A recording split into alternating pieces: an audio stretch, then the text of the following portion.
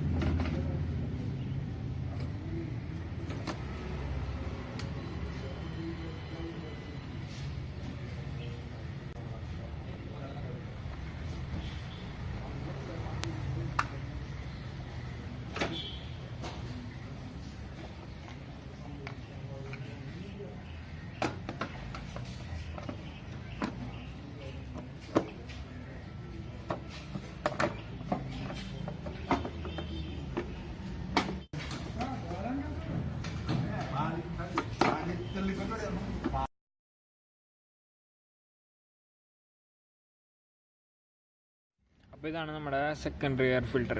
ആക്ടിവയുടെ right സൈഡിലായിട്ട് വരും. Okay, അകത്തുനിന്ന് കാണിക്കണമെങ്കിൽ കാണിക്കാം. കണ്ടോ? അപ്പോൾ ഇവിടെ ഒരു സ്ക്രൂ ഉണ്ട്, അത് ഊരിയാൽ മതി.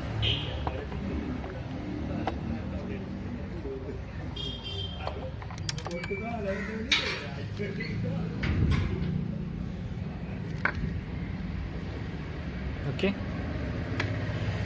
എന്നിട്ട് വേണ്ട ഈ ക്ലിപ്പ് ഊരുക. പതുക്കെ ക്ലിപ്പ് ഊരുക.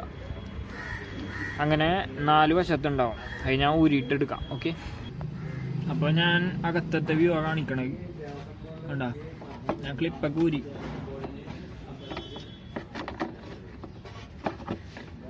നല്ല ക്ലീൻ കയ്യിൽ ചെയ്യാൻ ശ്രദ്ധിക്കുക. ഓക്കെ, ഇതാണ് സംഭവം. എന്താണെന്ന് വെച്ചാൽ ഇതാണ് ക്യാപ്പ്. അതിൻ്റെ അകത്ത് ഇങ്ങനത്തെ ഒരു സ്പോഞ്ച് ഉണ്ടാവും. ഈ സ്പോഞ്ചിൻ്റെ പ്രത്യേകത എന്താണെന്ന് വെച്ചാൽ ഇത് ഓയിലിൽ മുങ്ങിയിരിക്കും. ഓക്കെ, അതെന്തിനാണെന്ന് വെച്ചാൽ നമ്മൾ നേരത്തെ ക്ലീൻ ചെയ്തില്ലേ, ആ എയർ ഫിൽറ്ററിൽ നിന്ന് എയർ കയറിയിട്ട് അതിൻ്റെ പൊടിയൊക്കെ ഇതിനും ഫിൽട്ടർ ചെയ്യാൻ പറ്റാണ്ട് ഇതിലാവുമ്പോൾ ഇത് ഫിൽട്ടർ ചെയ്യും.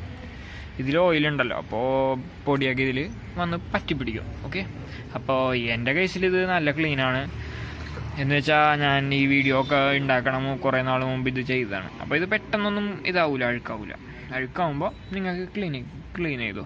എങ്ങനെയാണെന്ന് വെച്ചാൽ പെട്രോൾ ഇട്ടിട്ട് ഈ സാധനം ക്ലീൻ ചെയ്തിട്ട് പിന്നെയും വേറെ ഓയിലിടുക, എന്നിട്ട് ഇത് തിരിച്ചിടുക. അല്ലെങ്കിൽ വേണമെങ്കിൽ നിങ്ങൾക്ക് റീപ്ലേസ് ചെയ്യാം. ക്ലീൻ ചെയ്യണമെന്ന് തന്നെ ഒന്നുമില്ല. ഓക്കെ, അപ്പോൾ ഞാൻ ഈ വീഡിയോയിൽ എനിക്ക് ഇത്രയും പറയാനാണ് ആഗ്രഹിച്ചത്. അപ്പോൾ എയർ ഫിൽറ്ററും സെക്കൻഡറി എയർ ഫിൽറ്ററും സ്കൂട്ടറിൻ്റെ നമുക്ക് ക്ലീൻ ചെയ്യാൻ പഠിച്ചു.